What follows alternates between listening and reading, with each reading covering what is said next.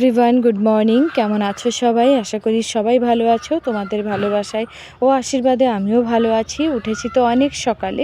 তো যাই হোক, এতদিন কিন্তু আমি ব্লগ ভিডিও দেইনি, না দেওয়ার কিছু কিছু কারণ আছে। তো অবশ্যই যদি সময় হয় এই নিয়ে কিছু কথা আমি তোমাদেরকে বলবো। তো দেখো, মোটামুটি সকালে সমস্ত কাজ করে নিয়েছি আর এখন যাব রান্নাঘরে। তো রান্নাঘরে গিয়ে একটু চা করব আর মাম্মার জন্য একটু দুধ গরম করব। তো চলো রান্নাঘরে যাই। মাম্মা কিন্তু দুধটা একদমই খেতে চায় না, খুবই জবরদস্তি করে খাওয়াতে হয়। তো যাই হোক, ওর হাতে একটু ফোন দিলে তখন ও ভুলে যায় মানে কি খাচ্ছে, দুধ খাচ্ছে না অন্য কিছু খাচ্ছে। তো দুধটা যখন খাওয়াই তখন ওর হাতে 5 মিনিটের জন্য হলেও একটু ফোনটা দিয়ে রাখি। আর বাইরের ওয়েদারটা কিন্তু একটু হালকা নরম আছে, মানে মেঘলা মেঘলা টাইপের। তো যাই হোক, এদিকে আমি একটু লিকার চা করে নিচ্ছি। তার কারণ মানে কি বলো তো, সকালে অনেক সকালে উঠে কাজ করার পরে এই চাটার জন্য না বেশ মনটা চায় যে না একটু 1 কাপ চা নিজের সময় করে বসে একটু খাই। তো চাটা খেতে আমার ইদানিং ভালো লাগছে। চাটা খেয়ে একদম চলে এসেছি একদম দুপুরে রান্নাবান্না কমপ্লিট করে। তো চলো দুপুরে কি রান্না করলাম তোমাদেরকে একটু দেখিয়ে দিই। এই যে ভাত। তো আমাদের বাঙালিদের বাড়িতে সবার কিন্তু মানে ভাতটা হয়, তার কারণ ভাত না হলে আমাদের মনটা পোষায় না। কারণ যেটাই খাই তারপরেও মনে হয় যে না এক মুঠো ভাত হলে আমাদের আত্মাটা মানে একদম তৃপ্তি হয়ে যেত, ঠিক আছে। তো যাই হোক, এদিকে করেছি বেগুন আলু পোনা মাছ, আর এদিকে উচ্ছে আলু বড়ি দিয়ে চিংড়ি মাছ দিয়ে শুক্তো, আর এটা হচ্ছে চিংড়ি মাছের ঝাল। তো আজকে কিন্তু প্রচুর আইটেম রান্না করেছি, তোমরা দেখতে থাকো। এদিকে হচ্ছে ঝিঙের তেল, আর দেখো তেলটা না সাইডে পরে চলে এসছে। আর ঝিঙের তেলটা কি হয়, একটু তেল তেল করে করলে আমার বেশ খেতে ভালো লাগে। আর এদিকে করেছি বৌটুনি শাক আলু পেঁয়াজ রসুন লঙ্কা দিয়ে, বেশ সুন্দর লাগবে। আর এই যে গোটা গোটা রসুন গালে পরে জাস্ট অসাধারণ। আর এদিকে করেছি মাছের ডিম ভাজা। তো এটাতেও একটু তেল বেশি দিয়েছি, ভাতে মাখিয়ে খেতে কিন্তু একদম অসম্ভব সুন্দর লাগে। তো এই হচ্ছে আমার দুপুরের রান্না। এদিকে দেখো, হঠাৎই মেয়ে খাওয়া দাওয়া করে শুলো। সন্ধ্যাবেলার থেকে একদম পুরো গা আগুনের মতো পুড়ে যাচ্ছে। টেম্পারেচার মাপা হলো 103, মানে কে জানে। সকাল থেকেও কি আমি বুঝতে পেরেছিলাম যে আমার কপালে এরকম আছে, ঠিক আছে, যে আমার মেয়েটা এত কষ্ট পাবে এখন। তো যাই হোক, দেখো ওর পাপাও বাড়ি চলে এসছে আর 103 4 প্রায় জ্বর। তোর মাথায় পুরো চোখ টোক কিন্তু একদম জলপট্টি দেওয়া হচ্ছে। আর হ্যাঁ, তোমরা অবশ্যই হয়তো কমেন্টে বলতে পারো যে ওকে মাথায় জল কেন ঢালছো না। ওর কিন্তু টনসিলের সমস্যা আছে, তো সেই জন্যে আর কি জলটা ঢালতে পারছি না মাথায়। তো তার জন্যে আর কি প্রচুর পরিমাণে জলপট্টি দেওয়া হচ্ছে। আর এদিকে দেখো বাইরে যে জামা কাপড়গুলো আছে সেগুলো তোলারও সময় হয়নি, কারণ সন্ধ্যাও দেখিয়ে দিয়েছি। কালকে এত পরিমাণে মেয়েকে নিয়ে ব্যস্ত হয়ে পড়েছিলাম, মানে একদমই তো ভিডিওটা আমি কন্টিনিউ করতে পারিনি। তো এটা হচ্ছে তার পরের দিনের একটা ব্লগ। তো যাই হোক, এদিকে মেয়েটা একটু ঠিক আছে। তো যাই হোক, এদিকে দেখো গাছ থেকে একদম পাকা আম পেরেছি মানে সরি, তলায় পড়েছিল, সেটা আমি খুঁটে নিয়ে এসেছি। আর এই বৈশাখ জ্যৈষ্ঠ মাসের দিনে এরকম তলায় আম পড়বে বেশ ভালো লাগে। কপাল যখন সঙ্গ ছেড়ে দেয় তখন কোনো কপালই না সঙ্গে থাকে না, ঠিক আছে। কালকে তো মেয়ের প্রচুর পরিমাণে শরীর খারাপ ছিল, যাই হোক করে মেয়েটা একটু সুস্থ আছে। এদিকে আমার বাড়িতে যে হেল্পিং হ্যান্ড কাকিমা কাজ করে, সে কাকিমারও আজকে প্রচুর পরিমাণে গা হাত পা ব্যথা, জ্বর চলে এসছে। তো তার জন্যে কাকিমাও আজকে আসেনি।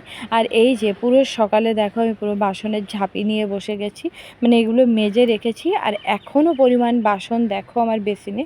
তো যাই হোক, এগুলোও মাজবো। আর তার মধ্যেও কিন্তু আমার অনেক বাসি কাজ আছে, তো সেগুলোও করব। তো তার আগে ভাবছি চলো বাসনগুলো মেজে আগে রান্নাটা বসিয়ে দিই। আস্তে আস্তে আবার রান্নাটা হতে থাক আর আমি এদিকে আবার বাসি কাজগুলো সেরে ফেলার চেষ্টা করি। বাসন টাসনগুলো বেশ সুন্দর করে মেজে নিয়েছি। আর ওদিকে আমি উনুনে রান্না করি, তো উনুনটাকেও বেশ সুন্দর করে লেপে পুছে তারপরে ছাইটাই তুলে রেডি করে চলে এসেছি। আর এদিকে আমি চালটা ধুয়ে নেব, বেশ ভালো করে চালটা ধুয়ে নেব। তো চালটা ধুয়ে তারপরে আমি এই দেখো আমার কতটা চাল পড়ে গেল। তো যাই হোক, চাল টালগুলো বেশ সুন্দর করে ঘুটে তারপরে আবার ধুয়ে তো চাল টালগুলো নিয়ে নিলাম। আর এদিকে নিয়েছি ডিম আলু, কারণ মেয়েটারও শরীর ভালো না, কাকিমাও আসেনি, সকাল থেকে নিজের উপর অনেকটাই চাপ পড়ে যাচ্ছে। তো আজকে হচ্ছে একদম দুপুরের সাদামাটা রান্না, এই যে ভাত আর ডিম আলু। তো এদিকে আমি হাঁড়িতে কিন্তু মানে চালটা দিয়ে দিয়েছি, আর এদিকে কড়াইতে দেখো ডিম আলু সেদ্ধ বসিয়ে দেবো। তো সেদ্ধটা হতে হতে আমি এখনও মানে বাসি ঘর বাড়ি সেগুলো ঝাড়ু লাগাবো। তো চলো।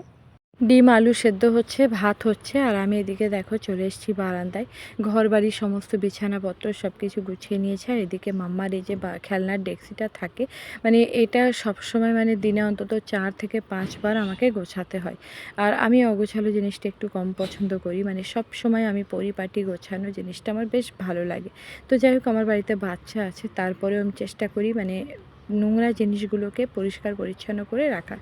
তো বেশ সুন্দর করে দেখো খেলনা টেলনাগুলো গুছিয়ে তারপরে চলে গেলাম বেশ ভালো করে ঝাড়ু লাগিয়ে একদম বাইরে নিয়ে। তো এদিকে সকালে কালকে কিছু মানে জিনিসপত্র কেচেছিলাম, তো সেগুলো আর কি মেলে দিচ্ছি।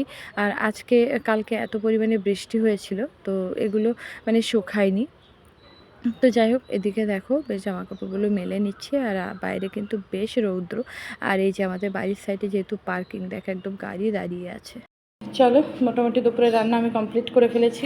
এদিকে হচ্ছে ভাত, আর এদিকে দেখো আজকে করেছি ডিমের ঝোল, বেশ কালারটা সুন্দর এসছে। তো আমি কিন্তু ডিমের ঝোল খেতে খুবই পছন্দ করি। এইদিকে এসে কালকে যে শাকটা রান্না করেছিলাম, আর ওর পাপার জন্য একটা ডিমের অমলেট, তার কারণ ও এরকম গোটা ডিম খেতে ভালোবাসে না। আর এটা হচ্ছে কালকের তরকারি, এটা হচ্ছে ডিম সেদ্ধ বাবার জন্য। আর এদিকে হচ্ছে কালকে যে ঝিঙের তেল করেছিলাম সেটা, মানে কালকে এত রকম আইটেম হয়ে গেছে যে সেগুলো খেয়ে উঠতে পারিনি। তো এই যে আজকে আর ওইদিকে আছে পাট শাক। তো চলো সেটা একটু দেখিয়ে দিই পাট শাকটা আমি কীভাবে খাই। এই যে দেখো পাট শাকটা আমি এদিকে করছি, অল্প নুন দিয়েছি, দিয়ে এরকম দেখো একটু জলে সেদ্ধ করে নেব। আর এতে কিন্তু অল্প একটু পরিমাণ, মানে সামান্য পরিমাণ একটু হলুদ দিয়েছি। তো দিয়ে এই যে এরকম একদম একটু, এই জলটা কিন্তু যেটা দেখতে পাচ্ছ এটা শুকিয়ে যাবে। তারপরে এটাকে তেল নুন দিয়ে ভাতে মেখে খাওয়া হবে। তো আমার শ্বশুরবাড়িতে কিন্তু এরকমই খায়।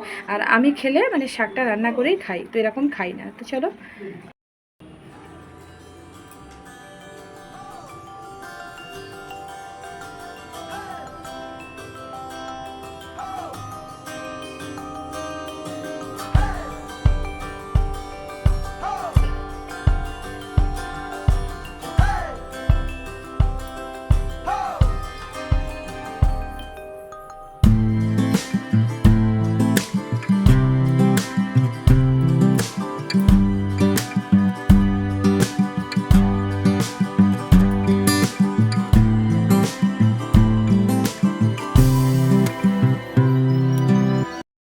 সন্ধ্যা টন্ধা দিয়ে ঘরে চলে এসেছি।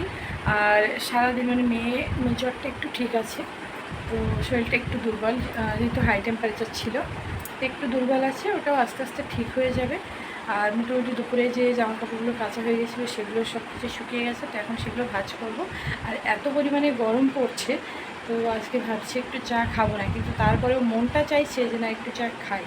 তো যাই হোক, চলো দেখা যাক কী হয়। যদি বাবা মা খায় তাহলে খাবো, তাহলে একার জন্য তৈরি করবো না। যদি খায় তাহলে আমি আমার জন্য এক কাপ করে নেবো।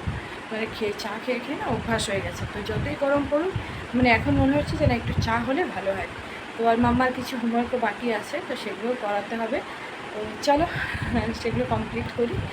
তো এই যে দুধ চা খেতে ইচ্ছা হলো, আজকে দুধ চা বানিয়ে নিয়ে এসেছি বেশ কড়া করে। আর এদিকে মেয়েদের জন্য ম্যাগি, তো ম্যাগিটাও দুটো বাটিতে নিয়ে নিয়েছি।